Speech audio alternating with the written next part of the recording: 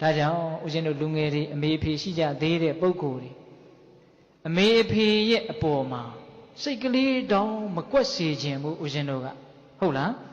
အမေအဖေလည်းပုထုဇဉ်ပဲမဟုတ်တာတွေရှိမှာပဲမကောင်းတာတွေရှိမှာပဲ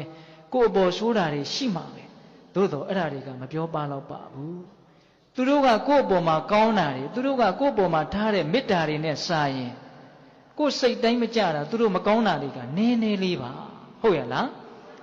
ကိုယ်စိတ်တိုင်းမကြတာလေးနည်းနည်းအတွက်နဲ့အင်မတန်ကျေးဇူးကြီးတဲ့အင်မတန်မေတ္တာကြီးတဲ့မိခင်ဖခင်တို့ရဲ့အပေါ်မှာစိတ်ကလေးနဲ့ပြစ်မှားမယ်ဆိုလို့ရှိရင်အဲ့ဒါအင်မတန်ကြီးတဲ့အပြစ်ဖြစ်မယ်ဟုတ်လားသူတို့ရဲ့မကောင်းတာလေးနည်းနည်းကိုသူတို့ရဲ့မကောင်းတာလေးနည်းနည်းနဲ့သူတို့ရဲ့ကောင်းတာတွေအကုန်လုံးကိုဖုံးပစ်ခြင်းလို့ရမလားမရပါဘူးဗျမရပါဘူးဟုတ်လားဒါကြောင့်တည်င်ကကိုယ်စိတ်တိုင်းမကြမှုကလေးကိုယ်အလိုဆန္ဒလေးနည်းနည်းလေးမပြည့်တာနဲ့အမေဖေရဲ့အပေါ်မှာစိတ်မကွက်လိုက်ပါ